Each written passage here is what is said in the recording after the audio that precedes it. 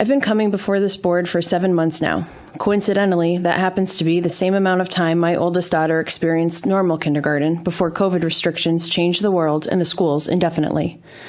I want to shine a light from my perspective as a young mother of 3, one of which hasn't even started his school career yet. I've just begun this next chapter of motherhood titled The School Years.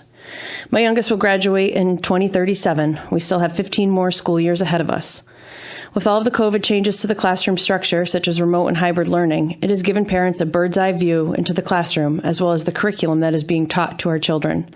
Since I've been attending meetings, I've witnessed questionable curriculum brought to the attention of this board and superintendent on numerous occasions. Specifically, at the October 26th meeting, a parent questioned what assignments would slip by and be discussed in the sexual education unit, stating that transparency on the topics should be the #1 priority. This board was also encouraged to consider the likelihood of tangible harm to children's bodily privacy and dignity by discussing such deeply personal topics in the classroom. Once again, parental concerns were ignored, and the result was the mistake of the pizza and consent assignment. Claiming this assignment was a mistake did not answer the questions surrounding how it happened in the first place and what steps are being taken to make sure it won't happen again. 3 meetings have taken place since this specific assignment was initially brought to your attention. Why hasn't this issue been addressed? Does our school board and superintendent not think that teaching inappropriate sexual content to minors is a serious matter? It seems that the majority of our town and country think that this is extremely inappropriate. Lack of action and explanation by our district's leadership has led to the undesirable backlash from citizens nationwide directed to the teachers in our town, and it is absolutely unacceptable. Now imagine at the meeting when the news cameras were present, if you had taken the opportunity then to answer questions and present solutions, just how differently the nationwide press about Enfield could have been. It's been noted that some of you began your Board of Ed journey as a parent sitting in this very seat, voicing concerns of your own. I hope that those that sat before you took your concerns seriously and addressed your questions with complete transparency.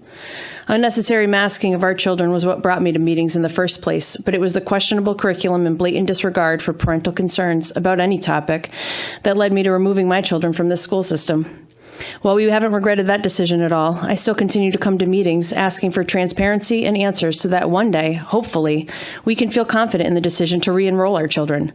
Right now, that doesn't feel like an option because we've lost trust in the leadership of our schools.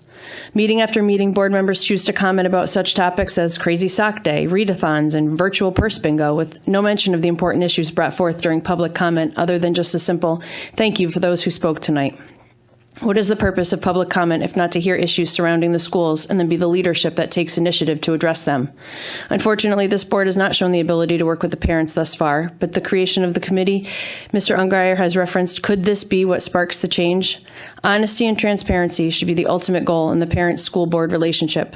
Confidence that you can come before this board, which isn't always the easiest, and actually receive answers. It would begin to foster a positive relationship. In fact, it's stated in the Board of Education that it believes its duty is to advocate for the students, faculty, and staff, and to promote opportunities for parental and community engagement. And honestly, I don't feel you're upholding that mission. Putting a solution in place to prevent any future curriculum mistakes should be the first item on the agenda for tonight, and responding to the concerned citizens who have taken time to address issues publicly should take precedence during board comments. When will our school's leadership be part of the solution and not the problem?